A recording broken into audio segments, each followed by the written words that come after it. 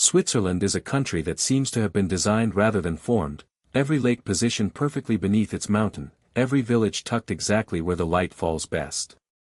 If a place like this earns a spot on your travel list, stay with us to the end, and don't forget to subscribe, because today we are crossing the whole country, valley by valley. Switzerland is a nation of contradictions held together in remarkable order. It has 4 official languages, no coastline, and some of the highest peaks in Europe, yet it also runs some of the most punctual trains on the planet and remains, famously, neutral in every conflict around it.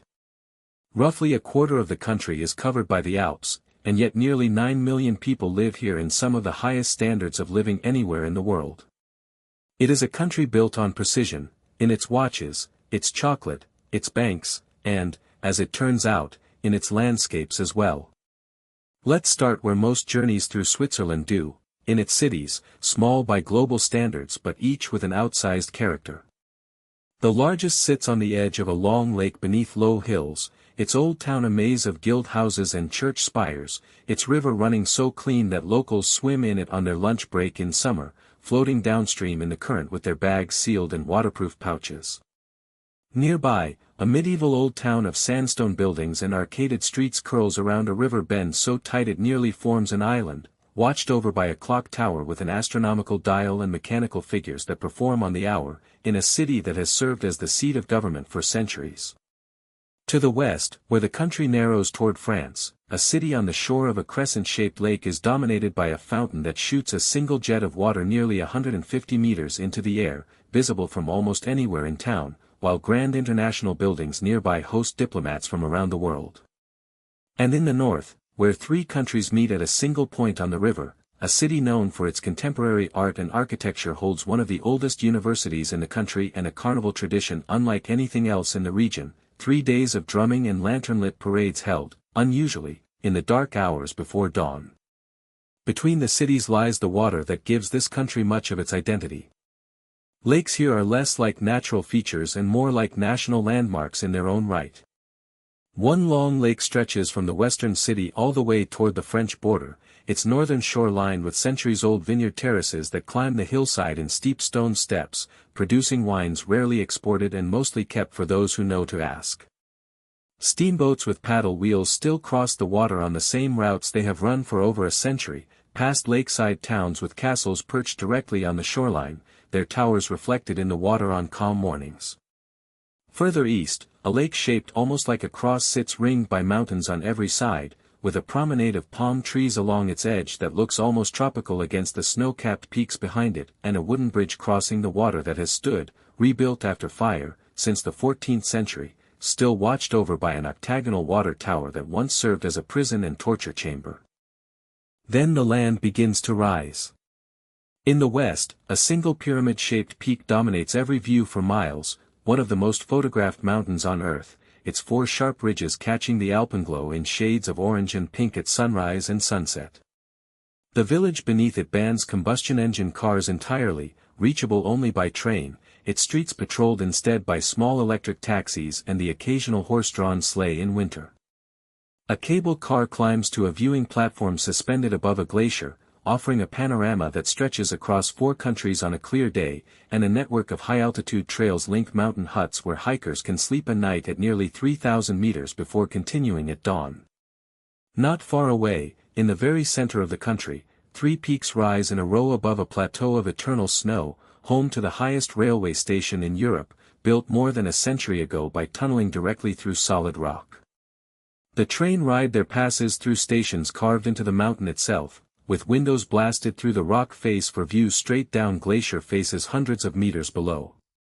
At the top, an ice palace is carved fresh each year into the glacier itself, its tunnels glowing pale blue where the sunlight filters through the ice above.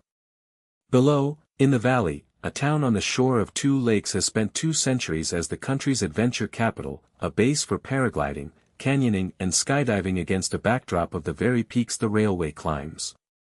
Nearby, on the edge of a lake ringed by mountains so steep they seem to rise straight from the water, a city of covered wooden bridges and a leaning water tower sits beside a cluster of forested hills where, according to legend, a marksman once shot an apple off his son's head under order of a tyrannical governor, an act now considered the founding myth of the country itself. Paddle steamers still cross the lake toward a meadow said to be the birthplace of the Swiss Confederation, where representatives from 3 founding regions are said to have sworn an oath of mutual defense more than 700 years ago. Further east, the mountains grow wilder and the villages further apart. A high alpine resort, discovered by British aristocrats in the 19th century as a health retreat for its clean air, has since become synonymous with winter glamour, its frozen lake used for polo matches and horse races on ice, its slopes linked by a network of cable cars climbing toward jagged granite peaks. A red narrow-gauge train winds through this region on one of the most scenic rail journeys in the world, crossing a curved viaduct of towering stone arches before disappearing into the mountains toward Italy. In the country's only true national park, wolves, ibex and golden eagles have returned after decades of absence, protected in a landscape where, unusually for Switzerland, visitors are asked to stay strictly on marked trails and let the wilderness remain wild. In the northeast, a greener, gentler landscape unfolds, rolling hills, dairy cattle with enormous bells, and villages where a strict local tradition still governs the color of house shutters and the placement of window boxes. Here the country's most famous cheese is made in copper vats over open flame, and a spa town built around sulfur springs channels the water through a gorge so narrow that walkways have been bolted directly into the cliff face above the rushing river below. South of the main alpine ridge, the landscape and the language shift entirely.